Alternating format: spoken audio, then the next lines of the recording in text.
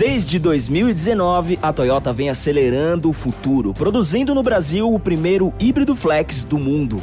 De lá pra cá, as coisas mudaram. Muitos entraram na tendência que a gente criou. Mas sabe o que não mudou? A confiança do brasileiro na Toyota, que não veio da noite pro dia. Toyota, no futuro há muito tempo. Paz no trânsito começa por você. Hello, I'm Alison Larkin, writer, comedian, narrator, and host of the Jane Austen podcast. Join me as we embark on a journey through Austen's timeless stories, starting with Pride and Prejudice. The Jane Austen podcast with Alison Larkin is available wherever you listen to podcasts.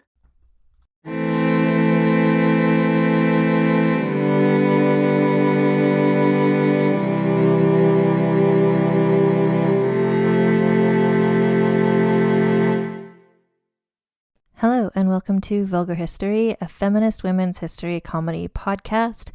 My name is Anne Foster, and this season we are looking at women trapped in towers and the assholes who sent them there. And here's the thing about this season, which is it's numerous stories that I'm excited to share with you because I just want to share them with somebody, and you're who there is to share with.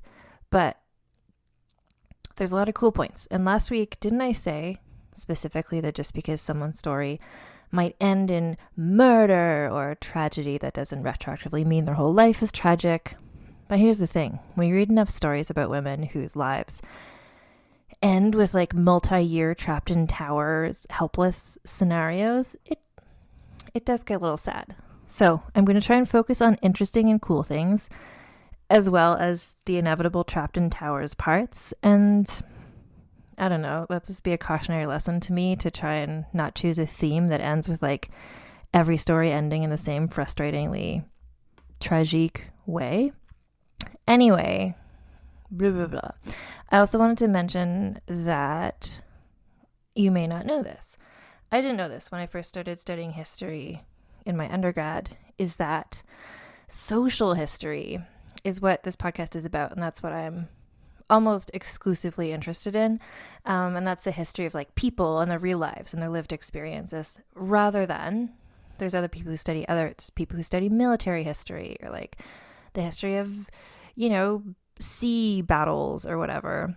So I'm really looking at people and what their feelings were and what their lives were like day to day, which I bring up just because in the past 2 episodes and in this episode and in future episodes, there's a lot of land battles going on. I don't want to come across that stuff didn't matter, because that sort of spells out what happens to so many people, because there's so many people fighting over so much land and territory. But that's just not what we're looking at today. What we're doing is just coloring it. If you've got your coloring page of history, the shapes, or maybe it's more a connect the dots situation, but what the kings were doing, what wars were happening, what religious genocides are happening.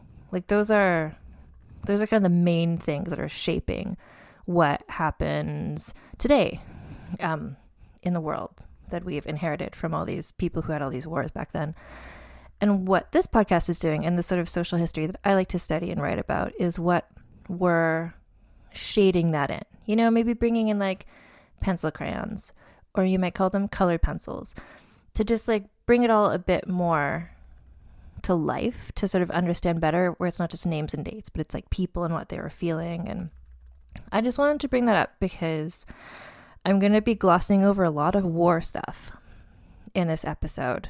And please know that stuff is important, and there's lots of other people who've written extensively about that.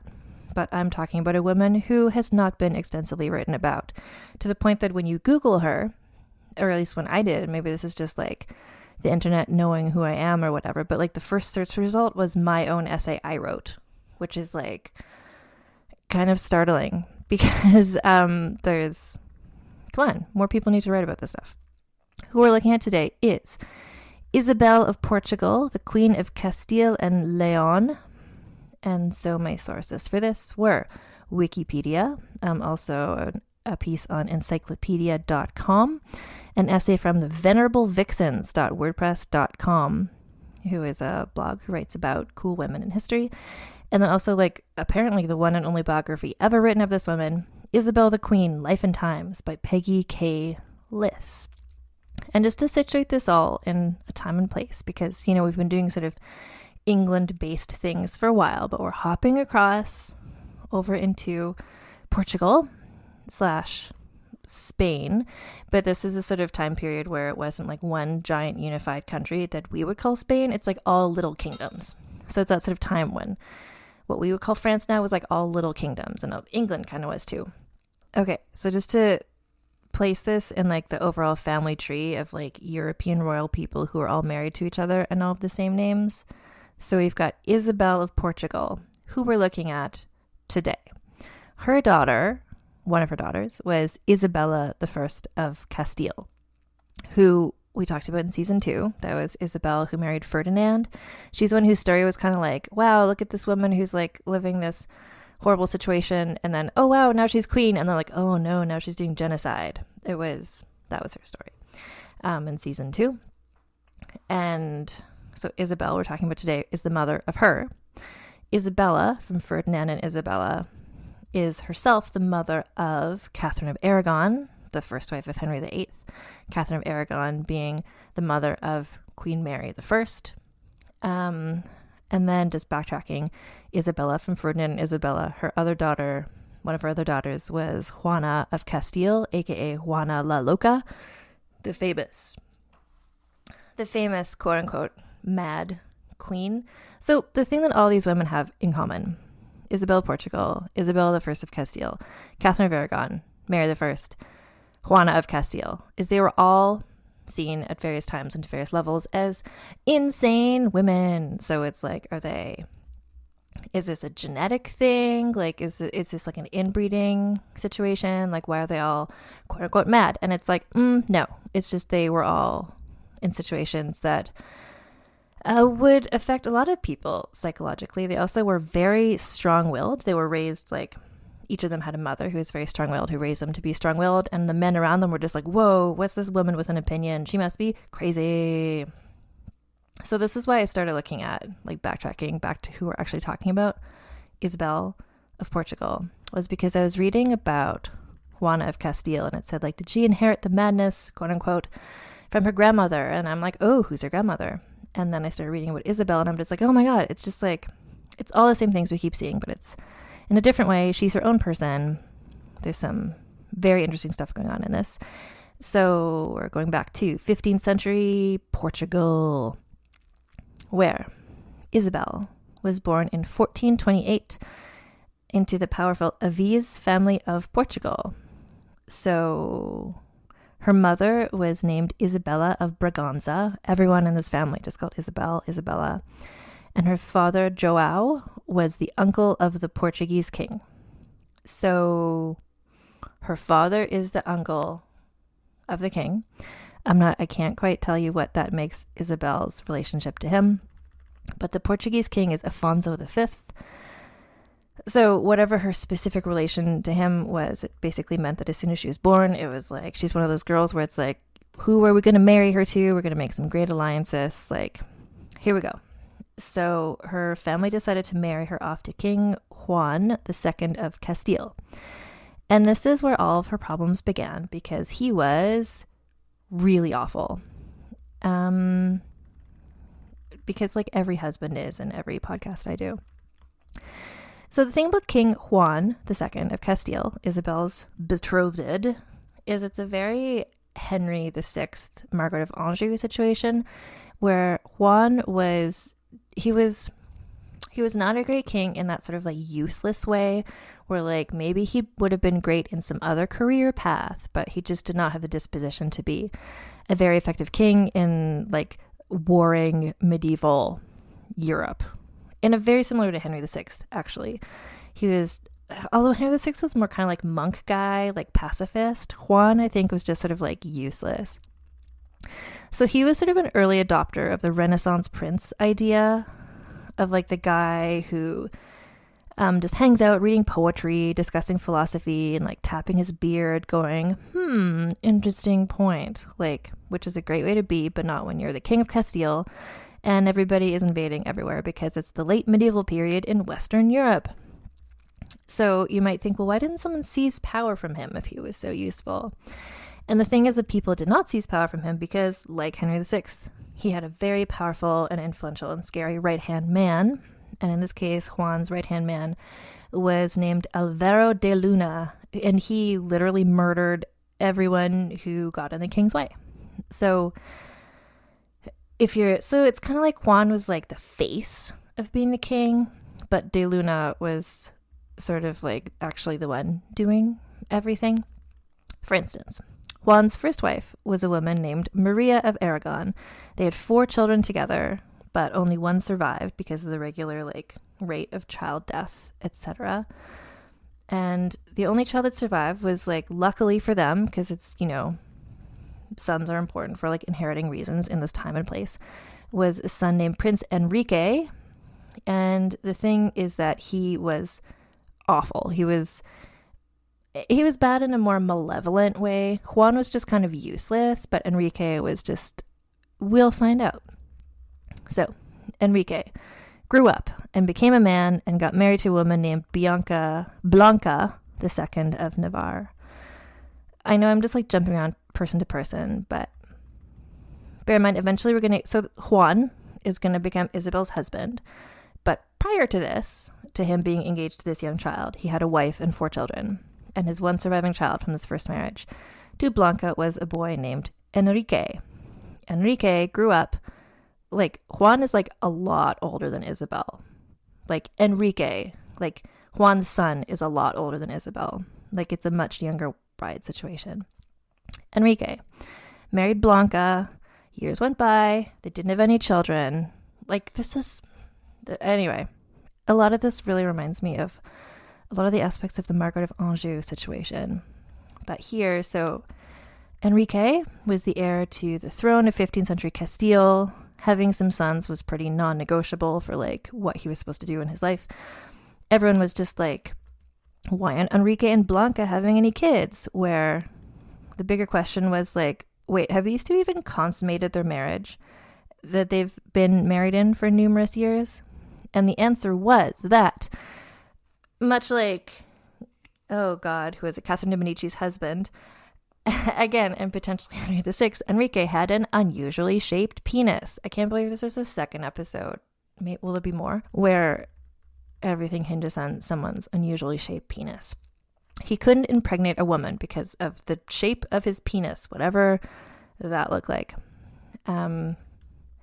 So he had this sort of unusually shaped penis, which meant that he could not impregnate a woman, but that's sort of a bit too detailed for medieval gossipy people. So everyone just started calling him El Impotente, the impotent. So we're going to get back to Isabel very soon, but you really need to understand about Enrique and Juan and this whole situation. So Juan, the useless king, was just reading poetry while his evil advisor de Luna was just look, Juan, your son Enrique is clearly never going to have any children, and your wife Maria is past her childbearing years, so you should get a new younger wife and start having some more sons so we can have a line of succession going on here. But as a Catholic king in a Catholic country, Juan couldn't divorce Maria, his wife. So he was well, I don't know, what do you suggest we do, de Luna? And de Luna was well, what I suggest and what I'm going to do is to poison Maria to death. And he did. Murder was just kind of his thing. And this is why Juan, 43 years old, was on the market for a new wife. And it was at this point de Luna went out to try and find a suitable match. Someone young, tangentially royal and fertile. And it was de Luna who noticed 19-year-old Isabel and thought, oh, she seems both fertile and compliant, and began writing up papers for this new marriage. So, Isabel, the main point, the heroine of today. We don't know a lot about her as a person, but what we do know is that she had dark eyes, she was beautiful, and like all of her female descendants, she felt things very strongly. She had strongly held opinions about things and felt things very strongly. So the ideal at this point in this place in time, 15th century Portugal, was for young women to be beautiful, but also submissive and just, godly and whatever. But Isabel was a passionate sort of person whose personality would not be restrained by societal conventions. Like, we don't know much about many other women who were living in late medieval Portugal, apart from how pretty they were. But Isabel's personality was so interesting and unconventional that people wrote about it. So it had to be quite interesting, frankly, because no one was in the habit of writing about personalities of teenage girls. So before they got officially married, Juan came down to meet Isabel just to make sure this was that there was chemistry there. He was immediately smitten with her because she was super interesting, passionate, maybe unlike other women he had met. She was also 19 and fertile. So, but what did she think of her 43-year-old husband? And again, she was not known for having a poker face or trying to hide her thoughts, and she was not enthusiastic about it, but she had no say in the matter, and they got married. Isabel is not just beautiful and passionate and opinionated, she's also very smart, very clever, very observant. So she instantaneously realized the toxic power relationship going on between her new husband, Juan, and his murderous advisor, De Luna.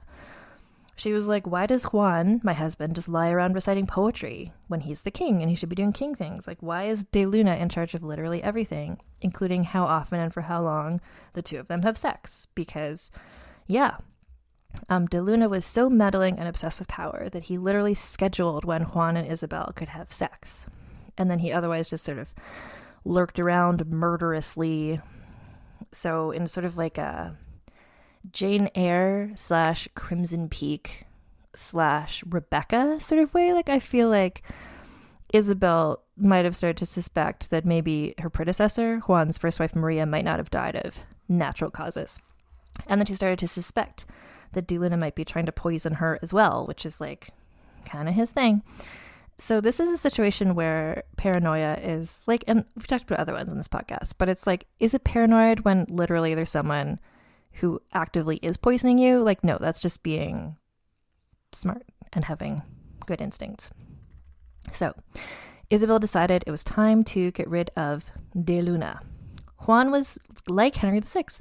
Juan was so useless. He couldn't be without someone telling him what to do all the time. So Isabel decided that, okay, he needs someone telling him what to do all the time. That will be me. His wife, his 19-year-old wife, I will be his new advisor. So sort of in the movie The Favorite, but more murdery, Isabel and De Luna they just entered into a rivalry to see which of them would end up being the ultimate survivor as his advisor. So similar to Margaret of Anjou and what's his face from the first episode, right? Isabel, like Margaret, had one tactic that De Luna couldn't match her on, and that was sexy times. So she would whisper suggestions to Juan when they were in bed together. I don't know. It was a time when they could be together. De Luna wasn't around, and she could sort of be like, wouldn't it be cool if you got rid of De Luna? And Juan was like, I do the last thing someone told me to. And the next morning, De Luna would come and talk to him and be like, can we murder your wife? And Juan was like, okay, I'll do what the last person talked to me to says. He's just not even a person. Isabel became pregnant, and at which point she gained even more influence over Juan because having a child made her more important because she was the parent of potentially, Enrique was still the heir to the throne, but she was going to be kind of the spare, the mother of the spare to the throne, because Enrique didn't have children because weird shaped penis. And Enrique again was her stepson who was older than her. The pregnancy itself was bad news for Isabel because this was medieval times and obstetrics were not especially helpful at the time. She had a very rough pregnancy, and childbirth sucks no matter who you are and where you're living. But I feel 1400s Portugal, especially not a great place to have a tough pregnancy and childbirth. But both she and the baby both survived, and this was her daughter Isabella, who would later become Isabella I, the Catholic queen, Isabel and Ferdinand. And I also really love this thing. Remember, Isabel's mother was Isabella, then she calls her daughter Isabella. I think we could bring back women naming their daughters after themselves. I think that's cool. Anyway, she survived. The baby survived. Great news. But then due to hormonal shifts and sleep deprivation and potentially just like the overall PTSD of this horrible birth situation in medieval Portugal, Isabel experienced some really awful postpartum symptoms. And instead of people being like, postpartum is a real thing, let's support her with talk therapy, medication, and like really take care of her, the doctors at the time were like, oh my God, she's gone mad, and basically abandoned her into her like depression. So Isabel did the best she could, survival wise, having, health issues and mental health issues.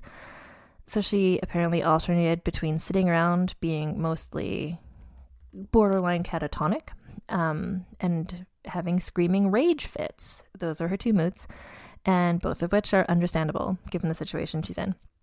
She shut herself into a room by herself and would only speak to Juan, which, considering De Luna is still on the scene and she didn't know who she could trust, and he was possibly still trying to kill her all the time, this makes sense to me that she'd only talk to him.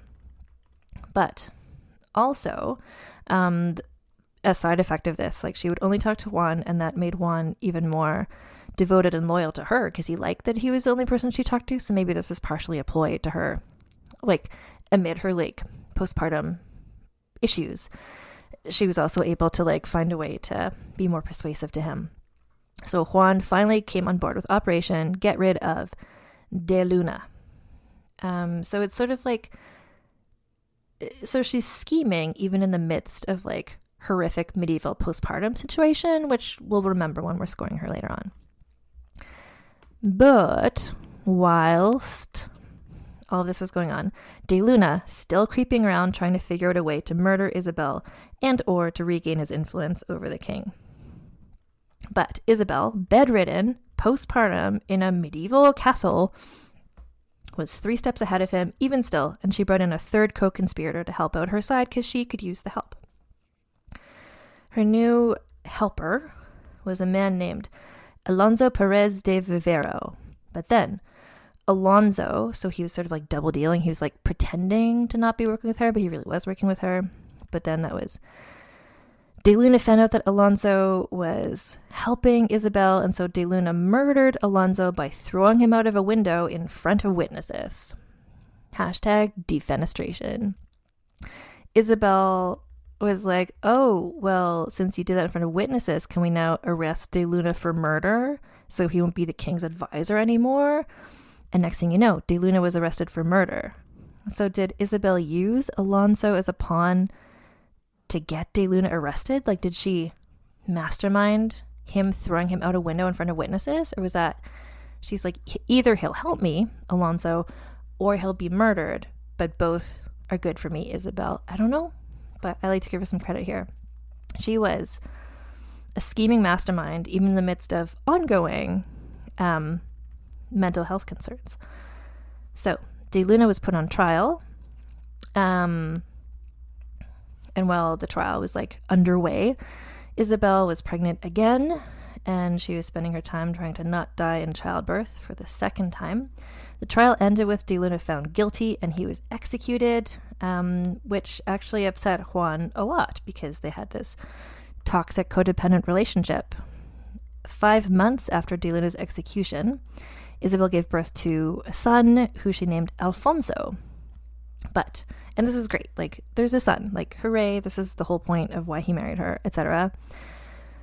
But even this didn't cheer up Juan, whose health was now suffering from his extreme grief. I just feel like Henry VI all over again. Frankly, Juan became so ill from grief at losing De Luna, I guess.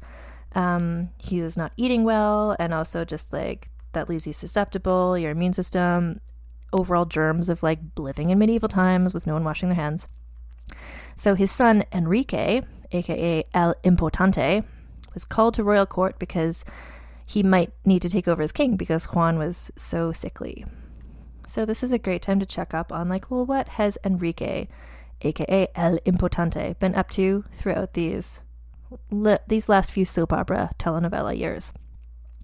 So unsurprisingly, for assholes throughout history, Enrique blamed his wife Blanca for their childlessness and divorced her. Like, okay, original Henry VIII. In a trial, just like when Henry VIII annulled his marriage to Anne of Cleves, or when What's-His-Face tried to stop Francis Howard from divorcing him, Enrique was like, I can have sex with any woman in the world other than Blanca. It's her fault, not me. My penis totally works fine. It's just her. I can have sex with her. I don't know why. And Blanca was like, are you kidding me? And Enrique was like, Blanca also is a witch. She has ensorcelled. She's a sorceress. She cast a spell on my penis, which is totally functional, by the way. And then Blanca had to do like Francis Howard style, medieval courtroom pap smear scenario, where people went to look up inside of her vagina to see if she was still a virgin or not. And guess what? She was, because Enrique had an oddly shaped penis that could not go inside of vaginas. So the marriage, I don't think it was divorce. It must have been annulled because they were Catholic. One way or another, Blanca was still alive, and Enrique got to marry again. So he got married to a woman named Juana of Portugal. And would it shock you to know that these two did not conceive any children? And she also still had an intact hymen, because guess what? It is Enrique is the reason they weren't having children, but he kept blaming his wives.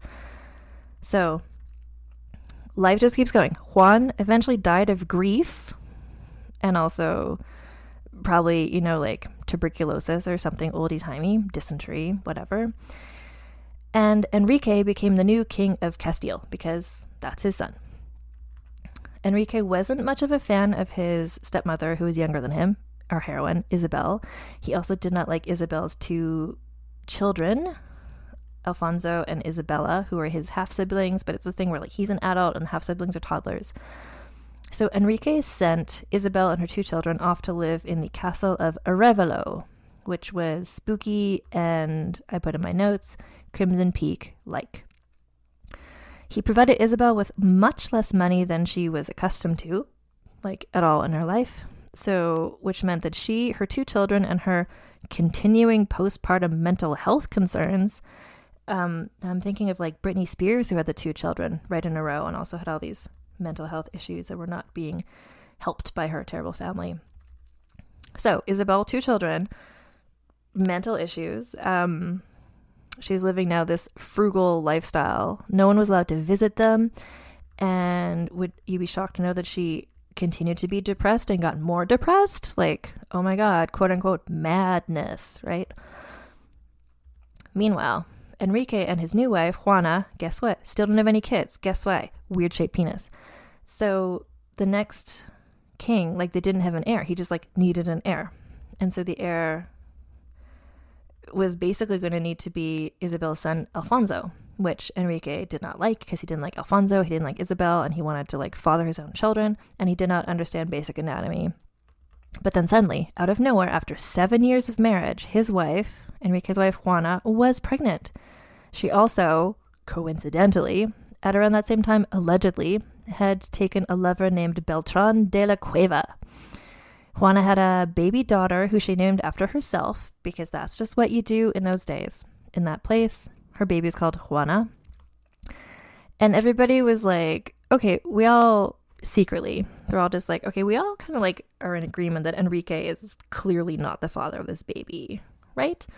Everyone just sort of accepted that. And so that baby became known as Juana la Beltraneja. So remember Juana Senior's alleged lover was Beltran. So her daughter's called Juana la Beltraneja, meaning like the daughter of Beltran.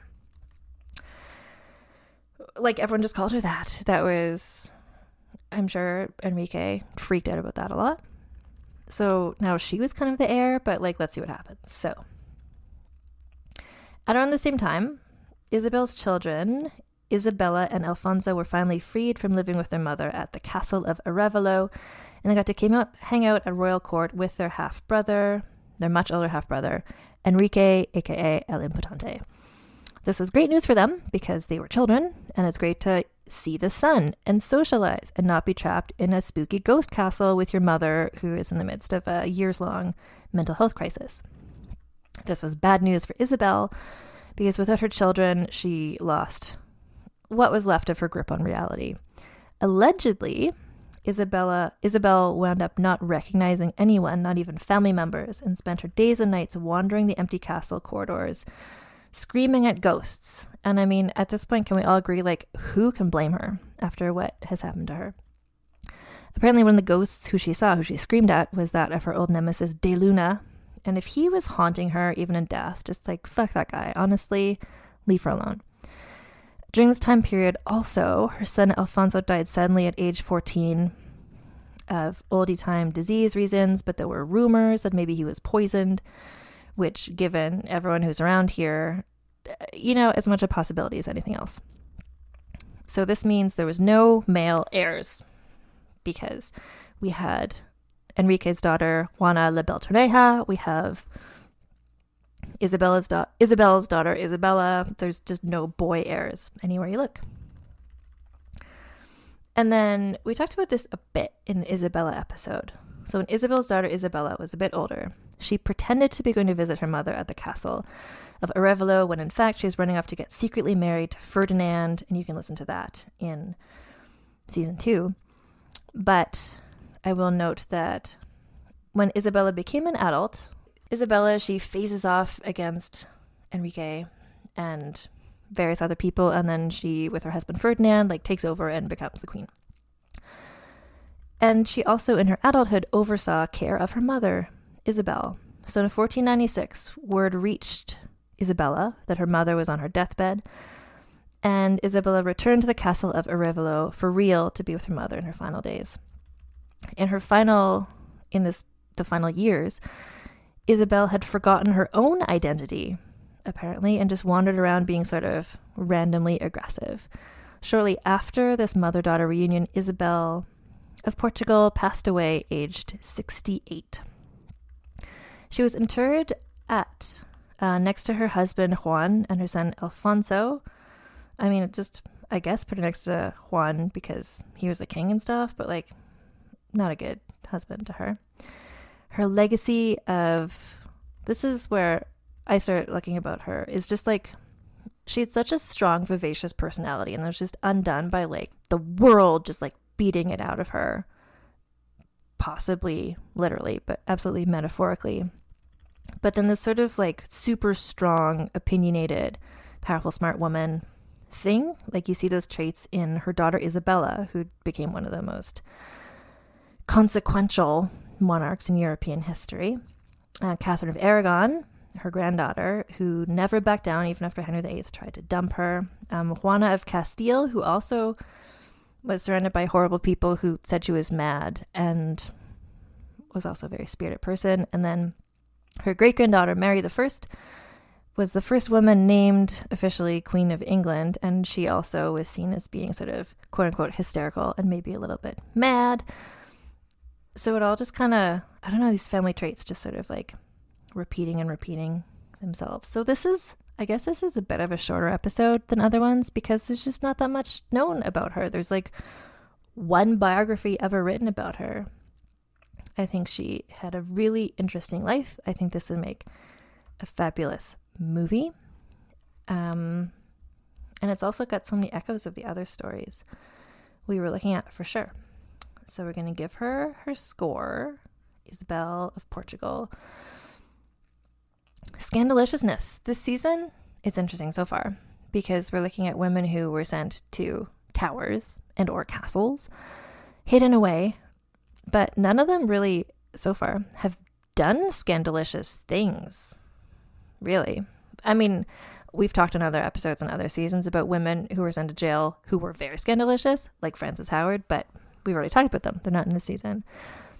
So Isabel of Portugal, I feel her personal, she was surrounded by scandaliciousness, but she personally behaved very unscandaliciously. She married her husband. There's no rumors of having affairs or anything. She just tried to do what she, okay, you know what? I forgot. There's the Alfonso and then Alonso, having him pushed out the window, but that's scheminess. That's not scandaliciousness. I'm going to give her a 2 for scandaliciousness just because she was surrounded by so much, a little bit wore off on her. Her scheminess, I think, is great.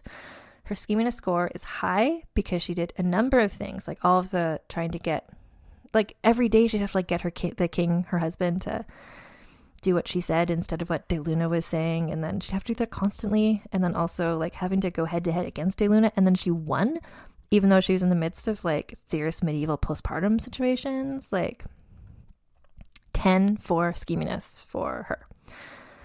Her significance, personally, like in a family tree type way, like her descendants became consequential in the history of both England and also Spain.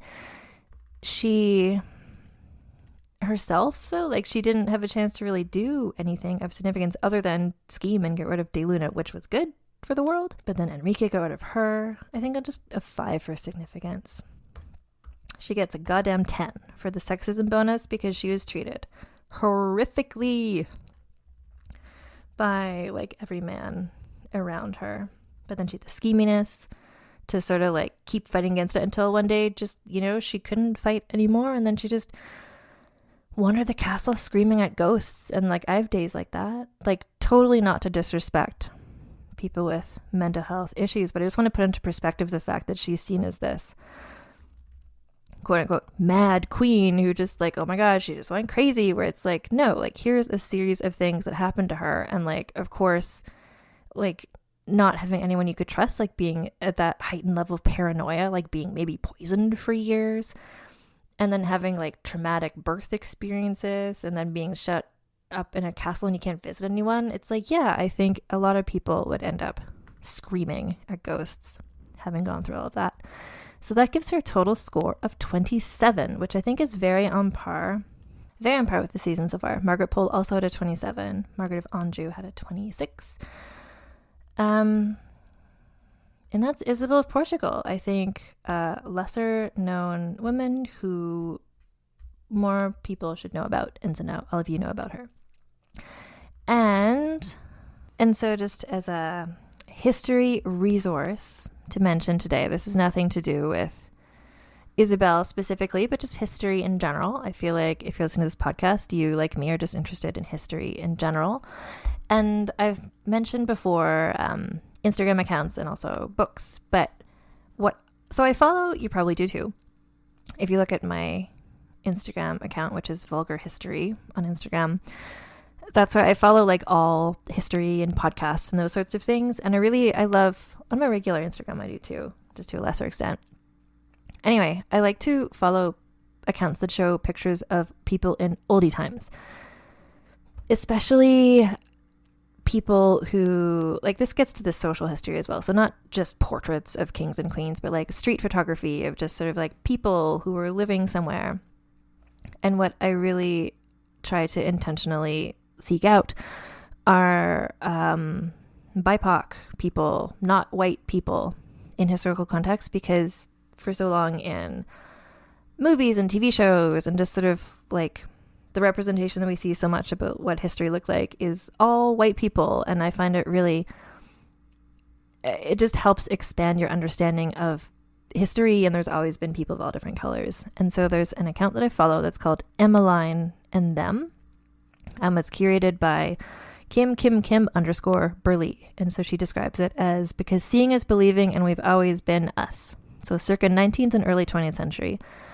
And she shows just images of Black people, basically from archival photos. And it's really, really, really interesting how these pictures they don't often show up. And just to remember that it's not like, the world has always been a place with lots of different colored people in them. And it's good to be reminded of that in this sort of like passive way. Like if it's just in your Instagram, you scroll through it, you're like, oh, interesting. Like, who's that? And then you can kind of read about who the person is.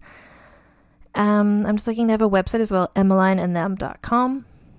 So it's an Instagram-based archival image repository featuring portraiture of everyday African Americans from the late 1800s and early 1900s, created and curated by Kimberly Anise Henderson. So that is a history recommendation for you all. And just the regular things to remind you of, I would super appreciate if you could rate and or review this podcast wherever you listen to it. Or if you listen to it somewhere where there's not rate and reviews, then like smuggle yourself into somewhere else. Leave a rating or a review, because that sort of stuff, that's the free way that you can help support this podcast, and it really helps. And if you want to support this podcast in a financial way, then I have my Patreon. So if you go to patreon.com/AnnFosterWriter, you can see there about the stuff that you get if you pledge different amounts. If you pledge, I think it's $5, but then I'm in Canada, so it's different in the US. It's like $7 or something like that per month. You get an extra podcast episode where I just kind of talk about men who suck, and I feel like a strong candidate for this month's episode, because I do one per month, might be Enrique, aka El Impotente, because I hate him a lot, and I think there's a lot to say there. Anyway, so the money from the Patreon goes towards this podcast and helping me be able to do this. So I appreciate that. If you go to, so Instagram, Vulgar History Pod, Twitter, Vulgar History. We have merch. I do not yet have merch set up for this season, but there is for past women and past seasons, and I will, I promise, set some up there soon. So if you want to like get something to celebrate Isabel of Portugal, Margaret of Anjou, Margaret Pole, or the other like 17 Margarets coming this season, stay tuned. And so that's at teespring.com/store/vulgarhistory. And then I have an ongoing booklists on bookshop.org, which is a website where when you buy books through them, it helps support independent bookstores, which is more important than ever in these unprecedented times when so many businesses are having so much trouble. So bookshop.org/list/vulgar-history recommends. And all those links should be in the show notes. And next week, I don't think I'm spoiling anything too much by saying there's going to be another Margaret next week, and next week's Margaret will not be the last Margaret, because it turns out a lot of Margarets got themselves trapped in towers by a lot of assholes. So take care, keep your masks on and your tits out, and I'll talk to you next time.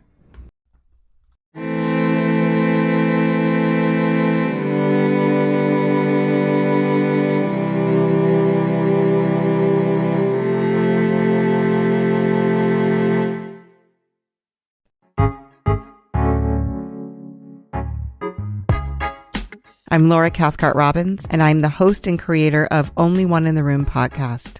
Every week, my co-host Scott Slaughter and I invite you to join us for an hour and lose yourself in someone's incredible Only One story. We talk to the realest of real people, dealing with issues like infertility, addiction, human trafficking, and body shaming. Oh, and we want to be fair, so we talk to some celebrities too. Oscar winners, New York Times bestselling authors, supermodels, and even the most decorated U.S. Winter Olympian. Everyone is invited to share their Only One story with our listeners. This podcast is for anyone who has ever felt alone in a room full of people, which is to say that this podcast is for everyone. Download Only One in the Room wherever you listen to podcasts today. Do you know what lies within nothing? No. Do you know where it ends? Do you want to know? Yes. Counterbalance, a high fantasy audio drama. Season 2, coming 15th of October 2023. Learn more on trilunas.com.